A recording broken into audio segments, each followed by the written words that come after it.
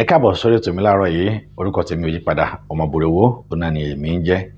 Mo fẹ́ ṣàlàyé fún wa láàárọ̀ yìí pé ọ̀nà tí a lè gbà tí a fi lè send appeal video sí àwọn YouTube wa tó bá jẹ́ wípé wọ́n bá ti demonetize wa nípa wípé bóyá a lo reuse content tàbí a gbé àwọn fídíò kan èyí tó jẹ́ pé ó jẹ́ kí wọ́n ṣe tí a mọ̀ sí ìdánidúró nípa bí a ṣe tún lè máa rí owó níbi àwọn fídíò kéèké eléyìí tí ẹnì kọ̀ọ̀kan wa tí à ń ṣe jáde.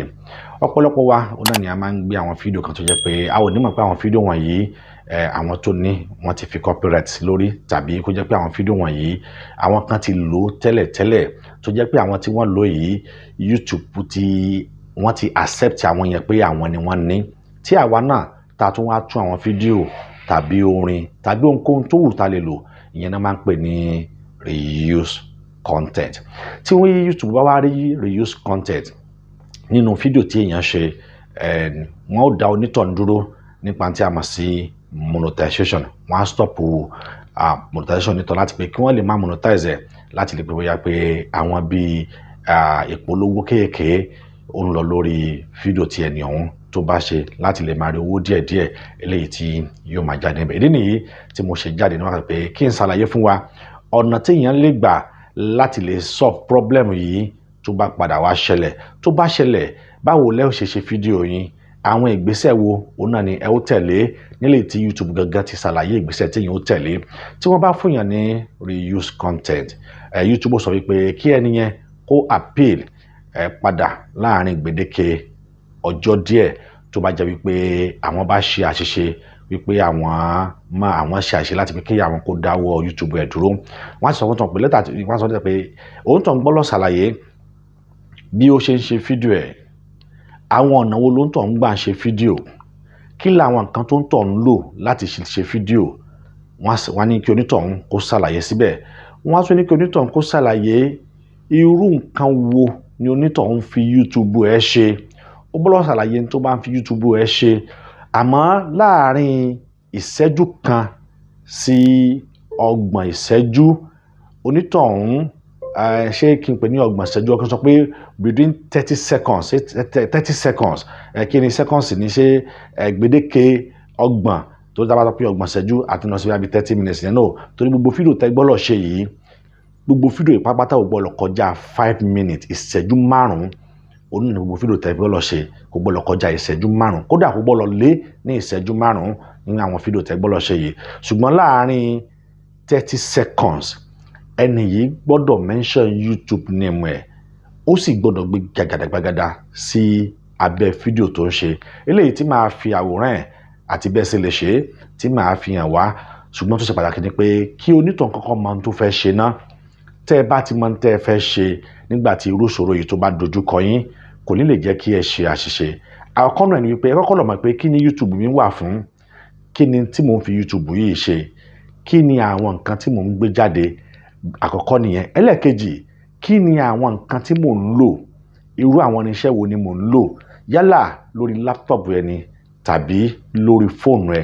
Tó bá ti wá mọ àwọn nǹkan yìí, báwo gan ni mo ṣe lè lo àwọn nǹkan yìí láti lè fi record ẹ̀, màá ṣàlàyé fún wa àwọn tá a lè fi lò, tá a lè fi capture phone record wa, screen wa tí a bá fẹ́ ṣe àwọn nǹkan wọ̀nyí lórí phone. Lẹ́yìn ìgbà tí onítọ̀hún tó bá ti mọ àwọn nǹkan wọ̀nyí tán, then a wá ṣẹ̀ṣẹ̀ wá bẹ̀rẹ̀ wípé òun fẹ́ ṣe fídíò láti lè jẹ́ kí YouTube ó rí wípé lóòtítọ́ àti lódodo òun lòun ní kinní yìí, àwọn nǹkan tóun sì ń lò tóun fi ń ṣe àwọn nǹkan wọ̀nyí òun náà lèyí. So ní báyìí mo fẹ́ kí ẹ máa bá mi ká lọ nígbà tí màá máa ṣàlàyé fún wa bí a ṣe lè ṣe appeal video láti lè restore our monetization eléyìí tí YouTube tí wọ́n ti disable. Wọ́n tó bá wá like fídíò yìí, bá mi subscribe sórí YouTube channel mi, bẹ́ẹ̀ kó sì bá mi pín fídíò yìí kí àwọn tí wọ́n wà nírú ìṣòro yìí kí àwọn náà lè rí ẹ̀kọ́ kan tàbí méjì eléyìí tí wọ́n yóò kọ́ lára ẹ̀. Ní báyìí ẹ máa bá mi. YouTube team, my name is Omoboriowo and my channel name is Omoboriowo Media.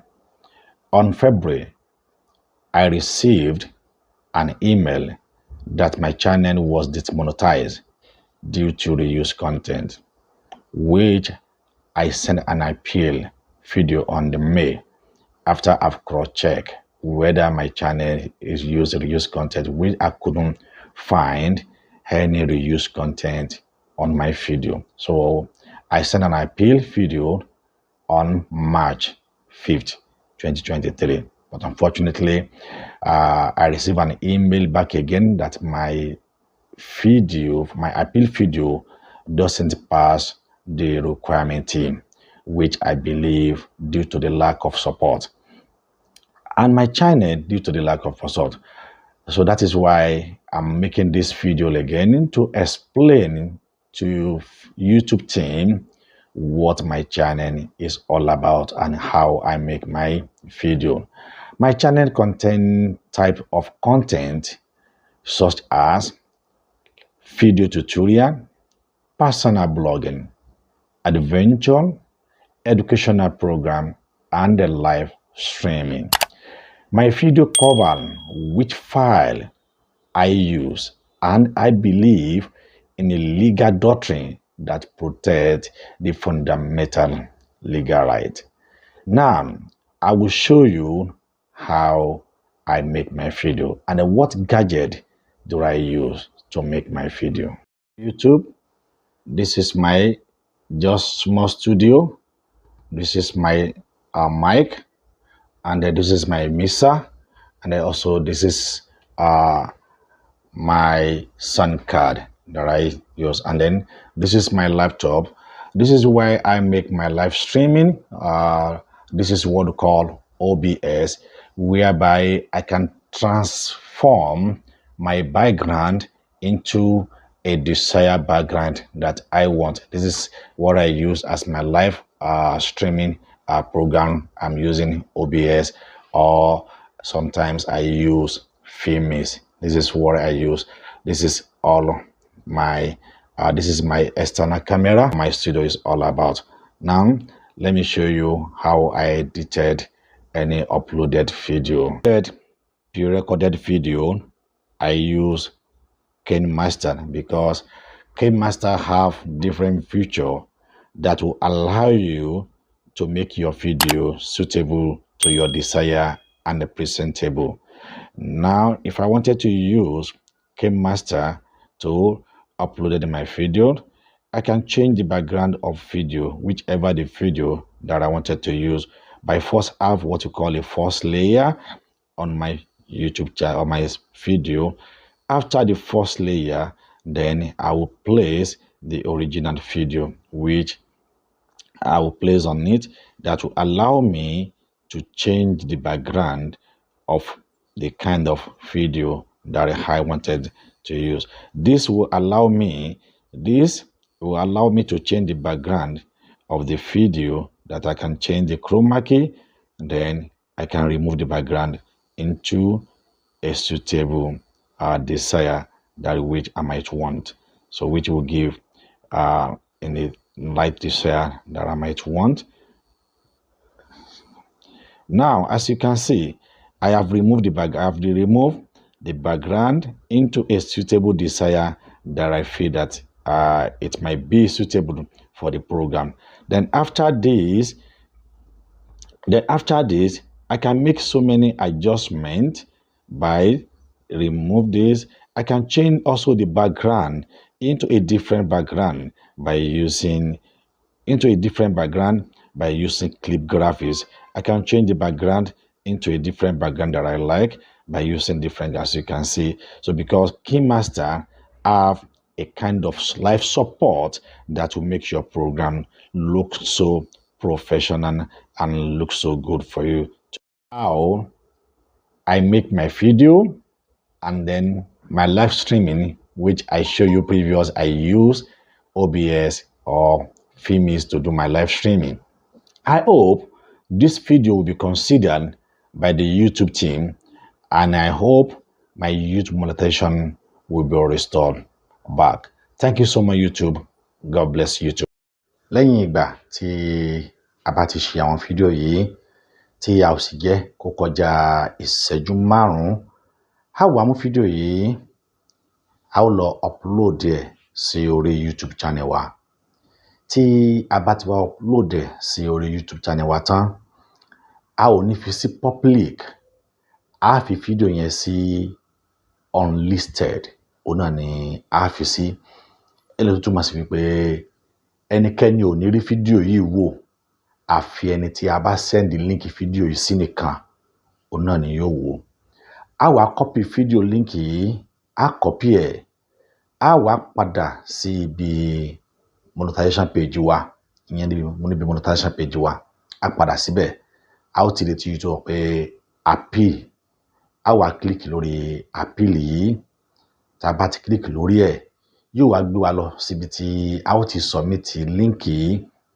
Link yìí òun náà ni a wá submit síbẹ̀. Tá a bá ti submit ẹ̀ síbẹ̀, YouTube wọ́n á review ẹ̀, wọ́n á sì fún wa ní èsì.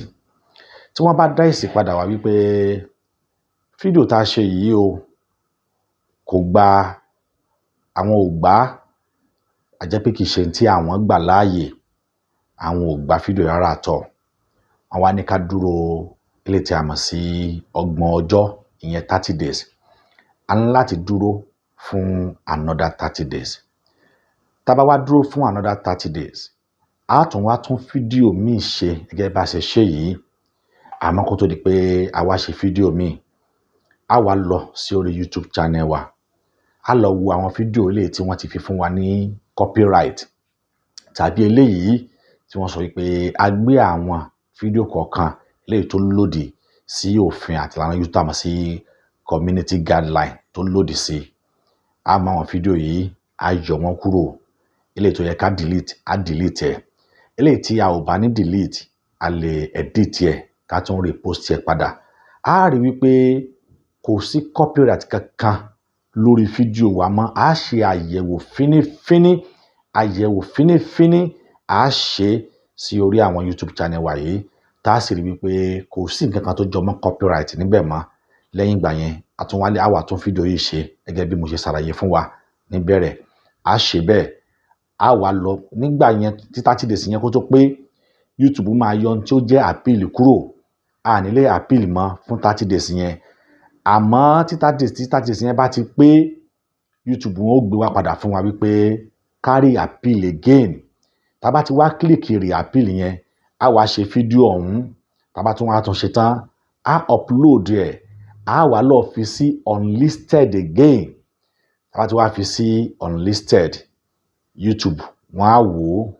Tá bá ti wá wò ó, wọ́n wá ṣe wá sọ fún wa wípé congratulations, wípé àwọn ti gba appeal fídíò yín, àwọn ti gbà wọlé. Lẹ́yìn ìgbà yìí, òun náà ni wọ́n á dẹ̀ release monetization yín padà, tí YouTube yín tí yóò sì padà sí normal bó sì yẹ kí ó padà sí. Àpẹẹrẹ congratulations lè tí wọ́n fún èmi nígbà tí mo ṣe tán, òun náà ni ẹ ń wò ní ojú móhùnmáwòrán wa yìí. Ló túmọ̀ sí pé fídíò tí mo fi hàn yìí, ọ̀nà tí ẹ lè gbà láti lè appeal fún YouTube reuse content tí wọ́n á dẹ̀ release monetization yín padà fún yín, òun náà nìyí. Ìwọ tó bá wá rí fídíò yìí gẹ́gẹ́ bí lè tó ṣe àǹfààní, tó sì rí ẹ̀kọ́ kan tàbí méjì kan bẹ̀, má dágunlá láti share fídíò yìí.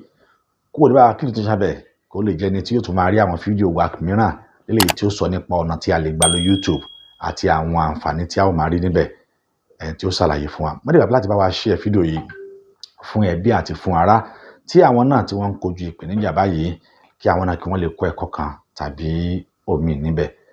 Títí di ọjọ́ mi tá a tún máa pàdé. Ẹ ṣé púpọ̀. Orúkọ tèmi yí padà, Omoboriowo, òun náà ni èmi jẹ́. Thank you for watching. If you're new to this channel, consider subscribing so you won't miss out any of our latest video.